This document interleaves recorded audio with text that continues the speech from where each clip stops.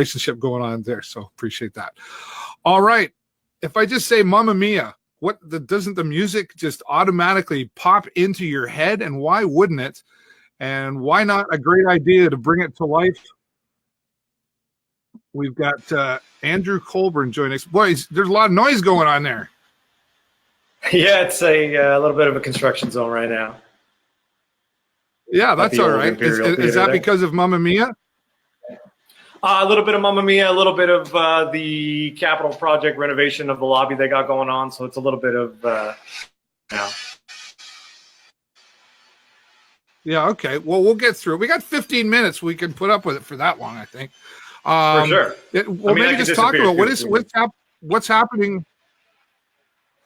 What's happening in the what is happening in the lobby? Do you want to give everybody an update on the renovations there? Yeah, they're changing the location of the box office and renovating some of the washroom situations that they have here, just to make more of them and just a better flow for everything and easier accessibility for everybody too. So to accommodate all the people who are coming through here. Right. Just a quick question before we move on. Are you watching me on Facebook or on the application? On the app, or on like the because the link that I found. Yeah, okay. So you're not watching on Facebook because there seems to be a really big delay there. There's a bit of a delay. Yeah, we'll just keep going. Yeah, okay. It's a little better than it was now. Okay, it's live. Whatever. We'll just keep going, right? Mamma Mia. Who doesn't like ABBA? Like, I mean, honestly, who doesn't like ABBA? I know there's a few people who don't like ABBA, but I don't know. I don't know why. You hear the songs; they're so catchy and they're so much fun. Like even the biggest hater tends to come away tapping their toes, whether they like to admit it or not. It's yeah, it's catchy. I mean, just saying "Mamma Mia," it just pops into your head. "Mamma Mia." I'm not going to sing it, of course, but this is going to be quite a production. I mean, the music alone brings this to life. But then, what's the size of the cast here?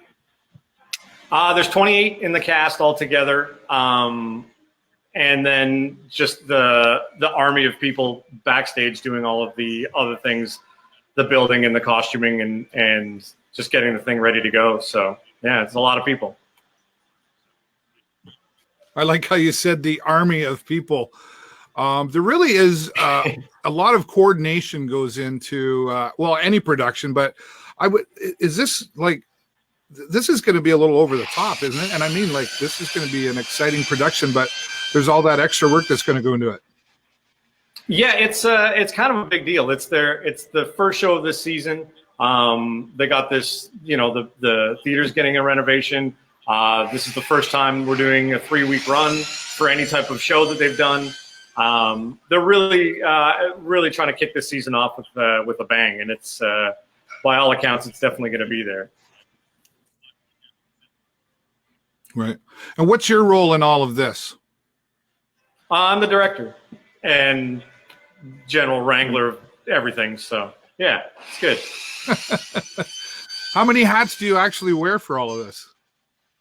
Officially just the one. Unofficially, there's like 3 or 4 other non-official hats that I'm currently wearing, but it's all good. It's to get the show done, and I don't mind. Right. Let's give people a little bit of background on you. This is not the first time you've directed. How long have you been involved in theater, and then how long in, I guess, Theater Sarnia? I've been involved with theater basically my whole life. My dad was an English teacher, drama teacher. So, when I was a little kid, they'd throw me in shows that needed kids. But then I moved to Sarnia when I was like 2007. My wife and I moved. And then I was in a show that fall. So, however many years that is. Yeah. A while. Do you remember the first time you directed?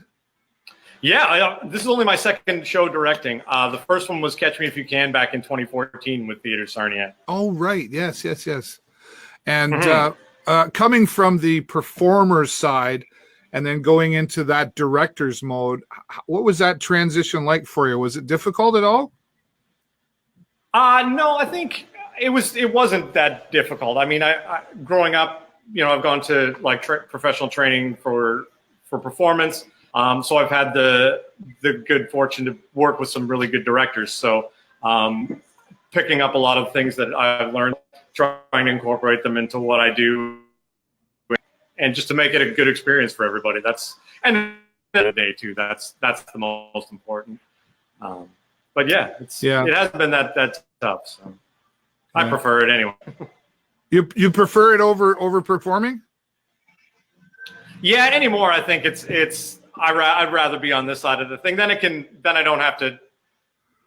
I don't know. People like it better, I think, if I'm on this side of the thing. I don't sometimes work well with others. Oh, you got to learn how so I've been told. Boxer. Yeah, for sure. That's about it.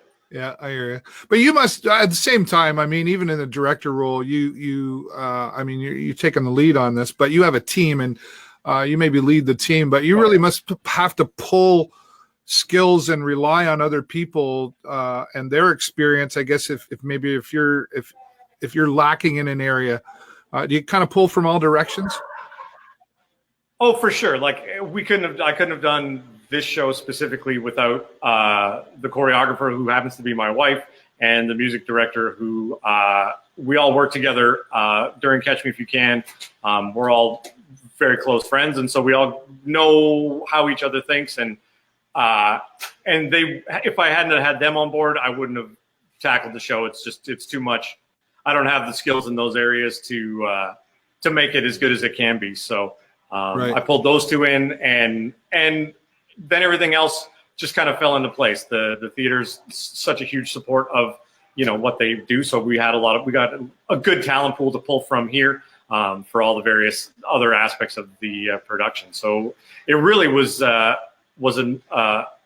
easy process because we had such a great team. So right. And now do you get to decide which one you like? Theater Sarnia says, okay, we're going to do these. Do you get to pick, or do they pick you, or what's the process in becoming director of a performance? There's a few avenues. The main one is you find a show that you want to do and you submit it, a couple of years in advance, and then they apply for the rights. And if it works with the season, then you can pick. Then you get the nod to do it. There's some hoops you got to jump through first before they just hand you a show. But for this one, we were slotted to direct, or the three of us were slotted to do a different show, which we still, would like to do in the future. And then this came about, and Brian from the theater called me up and said, "Hey, this is available. Are you interested in doing it?" And I asked, Tia and Dan, and they were definitely on board, and so we went with it, and it started out just being like, okay, we're going to do this show. And then as it grew, it's just become more and more fun. And this, it's just been a really fun way to spend the summer. So, yeah. And there's a lot of performances going on here. It starts this Friday, right? September the 20th. It's Friday. But there's almost like a week and a half of performances. Well, there's 12 shows total. So it covers 3 weekends. That's amazing. That's when did you start? When was the first rehearsal for this? First rehearsal was June 12th or June 11th, something like that, and it was basically 3 days a week ever since. Saving long weekends and stuff, but 3 days a week to get it up and running, and it's such a fun show that people don't mind coming to rehearsal and working hard in the summertime and giving it their best because they know the final product is just going to be a party. So it's exciting. It's exciting to see. Yeah. What would you say as a director are the biggest challenges, not just as a director, but in this production? This one specifically was getting them used to being on a structure that they were never going to see until tomorrow night. Right. We had to sort of, constant explaining and little models of what it's going to look like because it's so big that there was nowhere we could set it up and run on it. So we've just had it, taped out on the floor and just getting people used to there's going to be 10 stairs right here and it's going to go to a doorway that's over here, and getting people's heads into that sort of space is tricky, especially when you're just in a room that's not necessarily the size of the stage or you need the height and you need the levels and the doors and all that stuff to make it really click. So this week's going to be a bit of a challenge getting past that, but the show's in really good shape, so I'm not worried about it. And they're all really smart and veterans of the stage, and it's going to be a really smooth week, and I'm looking forward to getting them on the stage. So yeah. Now you say rehearsal started back in June, but for you, well, like I say, the process goes way back. But what about the audition process? When did that begin?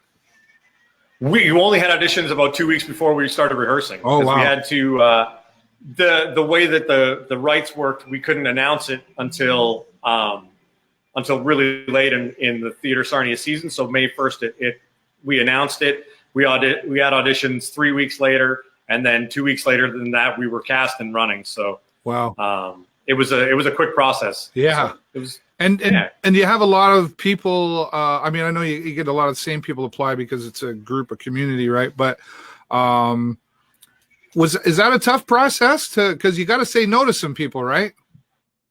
No to a ton of people, and it was a bummer. There was, because it's such a popular show, so many people wanted to be a part of it. Yeah, right. And so, more like the majority of the people that came through the door, we had to say no to, which was a bummer, because there was some really, really solid people that came through the door. We're just like, we don't have a spot for you, and because you had to tick. There's certain amount of roles, and they have to kind of fit a certain age range and a certain sort of thing, and they had to have a certain set of skills that we needed, and we couldn't just backfill it with lots of people because everything was so big, and we had to keep it really small and streamlined. So it was a tough process. That's show business, right? Don't call us, we'll call you. Right, that's it. That's it. Yeah. What's at the end of the day for all of this, and I think there's some obvious answers there, but what's the biggest reward for you when the last day, the final performance hits, and you can sit down and reflect? What's your biggest takeaway? The biggest takeaway, for me, like my biggest hope is that everybody enjoyed themselves. Yeah. And that everybody who gave up their summer and gave up the 3 weeks had a good time, and maybe learned something, maybe didn't, but just enjoyed themselves and didn't mind the all of the time spent underneath the stage getting ready and repeating the show over and over and over. And that's what we set out. And our main objective was to put on a great show, but also we had to have fun with it. Life is too short to not have a good time doing something that you like doing. So we tried to keep it light. We tried to keep everything moving and not monkey with anybody's time. If you were there, you were sweaty by the end of it, and it was a great summer and a good process. And the cast is super fun and really just jumped on board, and we didn't have to chase anybody, or it was just a really enjoyable process from start to finish. So I hope they feel the same way as I do about it. That's my hope for the end of it. Well, if it's anything like the movie, I mean, there's going to be lots of energy, lots of dancing, singing, and there'll be some heartwarming moments and all that stuff. Speaking of which, how close? I don't give anything away that you don't have to or whatever, but how close is this script to the movie? It's almost like it's very, very similar. Okay. The movie added a few things, but like the script is basically the same. The story is the same. All the music is the same. It's just, they had a bazillion-dollar budget and got to film in Greece, and we don't have a movie or Meryl Streep or any of those fun people, so we put Greece in the Imperial Theatre in Sarnia. So it's that's the differences, but it's very similar. So. Well, I'd be excited to see it because I know, I've been to a lot of performances at Imperial Theatre Sarnia, and I'm always so impressed by the local talent. I don't even like to say amateur talent because there is such great talent that comes out of Theatre Sarnia in this community.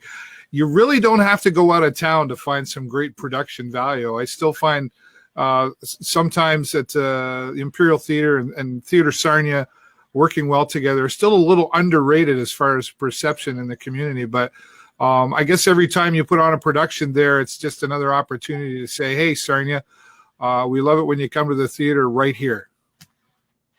Yeah, and that's it. It's with every show you learn a new lesson or you learn something new. As you know, technology progresses, the capabilities of our local theater become more and more professional in their appearance and in their execution, and people with all of the technology and the far-reaching YouTube things that they can see, people have more of a reach on what professional theater is, and so that sets the bar for, you know, directors coming in and people's expectations of themselves being in a show is they see what is out there and they strive to be what they see on the internet or what they see on TV or what they see going to the theater, and every time you do something you learn a new lesson and you get more knowledge, and then you can bring more to the table next time, and that goes with, like, for myself and for the theater in general. Every show they step it up another notch, and it's the stuff they're doing now is incredible. That's fantastic. It's super fun. You can hear the excitement and the passion in your voice, Andrew, and congratulations on this production. I'm hoping to get a chance to come out and see it. Thank you so much for giving me your time here today, and tell them saying thanks for being quiet back there with the saws. I will for sure. Thanks so much for inviting me on. Is there anything else you want to put out before I let you go? Did we get it all? No. Come buy your tickets. It's going to be a great show, and it's selling like crazy. So don't sleep on it like Sarnia likes to typically do. So no kidding. Get your tickets and then enjoy it and come back and tell your friends. It's we're running for 3 weeks, so it's going to be fun. Perfect. Thanks, Andrew. Awesome. Appreciate the time. Andrew Colborne, director of Mamma Mia, coming to the Imperial Theatre here in Sarnia. Starts on September the 20th. That's this Friday. Wow, September already.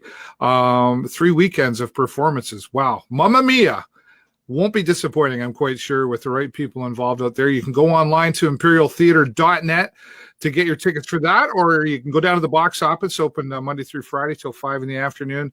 You can also give them a call at 344